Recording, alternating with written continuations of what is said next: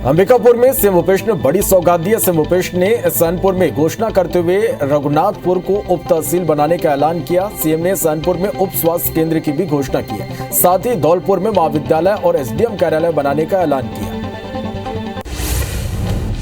अंबिकापुर के सनपुर में सीएम भूपेश बच्चों की ख्वाहिश को पूरा करेंगे। रायपुर में जंगल सफारी में बच्चे अब घूमेंगे। साथ ही बच्चों को मुख्यमंत्री निवास भी घुमाया जाएगा। सीएम भूपेश ने स्कूली बच्चों से भेंट मुलाकात के दौरान ये घोषणा की है।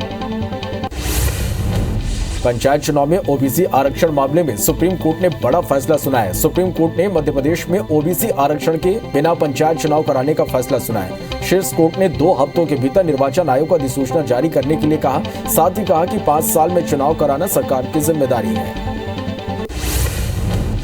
ओबीसी आरक्षण मामले में सुप्रीम कोर्ट के फैसले के बाद सीएम शिवराज सिंह चौहान का बड़ा बयान सामने आया। सीएम शिवराज ने कहा कि कोर्ट के फैसले का विस्तृत अध्ययन करेंगे। हमारी कोशिश है कि बिना ओबीसी आरक्षण के चुनाव न हो, इसलिए कोर्ट में रिव्यू पिटीशन दाखिल करेंगे।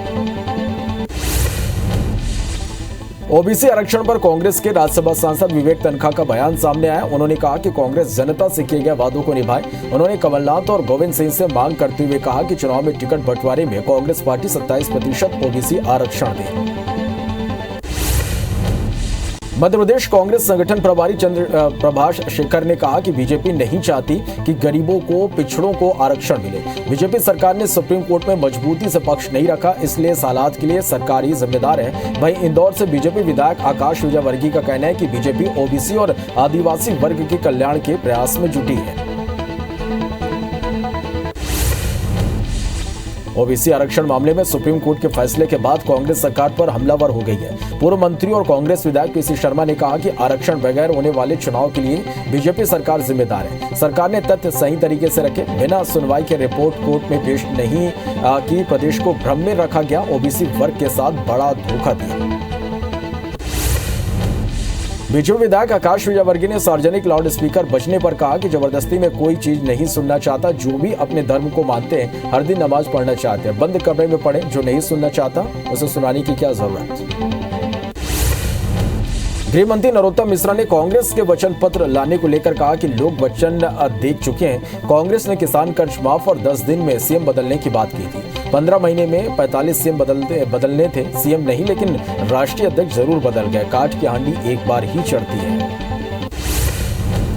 भोपाल में कांग्रेस सीता जन्म उत्सव मनाने की तैयारी कर रही है, जिसे लेकर गृह मंत्री नरोत्तम मिश्रा ने कहा कि कांग्रेस का असली चेहरा जनता समझ चुकी है। रामनवमी पर जब एसपी को गोली लगी, घरों को जला दिया गया, तब नहीं बोले। बुलडोजर पर जरूर बोले, ट्वीट भी किया तो वो गलत किया। कांग्रेस के गिरगिट सोच को सब समझ चुके हैं। भिलाई के नेहरू नगर अंडरब्रिज में अचानक भीषण आग लग गई। आग की वजह से अंडरब्रिज की प्लास्टिक सीट जलकर खाक हो गई। वहीं आवाजाही भी प्रभावित रही। घटना की सूचना मिलते ही मौके पर पहुंची दमकल की टीम ने आग पर काबू पाया। जशपुर जिले के नारायणपुर पुलिस ने एक महिला को गोली मारकर हत्या का प्रयास करने के मामले में 4 आरोपियों को गिरफ्तार किया। पुलिस अधीक्षक राजेश अग्रवाल ने बताया कि इन बदमाशों के पास 1 मोटरसाइकिल और 3 नग मोबाइल जब्त किया गया। वहीं घटना में शामिल 2 अन्य आरोपी फरार हैं। अलीराजपुर के चंद्रशेखर आजाद नगर थाना क्षेत्र में ग्रामीणों से भरा पिकअप वाहन पलट गया, जिसमें 3 लोगों की मौत हो गई, जबकि 20 से ज्यादा घायल हो गए। घायलों को इलाज के लिए बाबरा स्वास्थ्य केंद्र में भर्ती कराया गया। सभी झाबुआ के भूतखेड़ी गांव के रहने वाले हैं, जो शादी समारोह में शामिल होने जा रहे थे।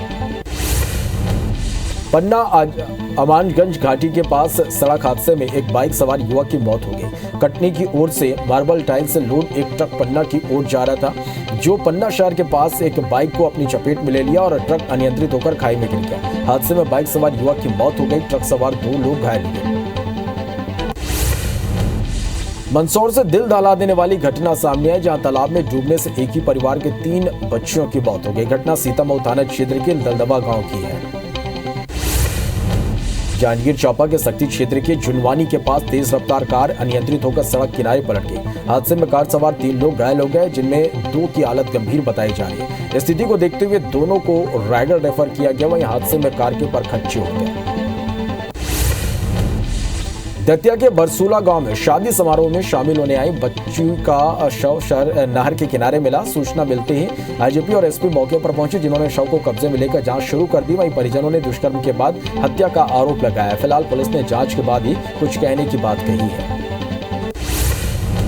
सिवनी के जिला न्यायालय को सिमरिया गांव में ट्रांसफर किए जाने का विरोध शुरू हो गया है। जिला अधिवक्ता संघ ने शहर के कचहरी चौक पर धरना देकर विरोध प्रदर्शन किया। अधिवक्ताओं के कोर्ट नहीं पहुंचने से कोर्ट की कार्रवाई ठप रही, जिसके चलते मामलों की पैरवी के लिए कोर्ट पहुंचने लोगों को खासी परेशानियों का सामना करना पड़ा। पश्चिम बंगाल में चक्रवात आसने के कारण पश्चिम बंगाल के कुछ हिस्सों में बारिश जारी है। ये तस्वीर दुर्गापुर इलाके की है, जहां तेज बारिश के साथ आंधी भी चल रही है। एनडीआरएफ की टीम लगातार समुद्री तट पर राहत बचाव के कार्य में जुटी है।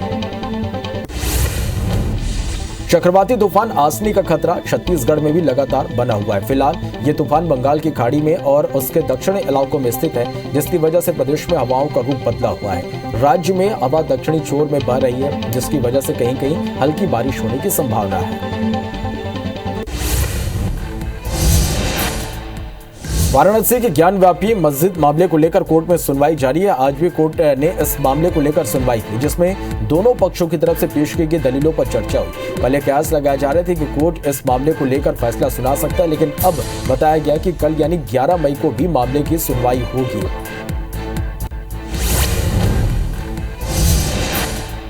राजद्रोह कानून की वैधता पर आज फिर सुनवाई हुई। इस दौरान सरकार की तरफ से सॉलिसिटर जनरल ने कहा कि सरकार में सर्वोच्च स्तर पर विचार हो रहा, अभी कानून की वैधता पर सुनवाई न की जाए। वहीं कपिल सिब्बल ने कहा कि यह सुनवाई रोकने का आधार नहीं हो सकता। वहीं मामले में सुप्रीम कोर्ट ने केंद्र से कल तक जवाब दाखिल करने के लिए कहा है। दिल्ली स्थित कुतुब मीनार परिसर में हिंदू संगठनों ने हनुमान चालीसा का पाठ करके इसका नाम विष्णु स्तंभ करने की मांग की। यूनाइटेड हिंदू फ्रंट का दावा है कि जैन और हिंदू मंदिरों को तोड़कर कुतुब मीनार को बनाया गया था। मामले में पुलिस ने संगठन के कुछ लोगों को हिरासत में लिया है।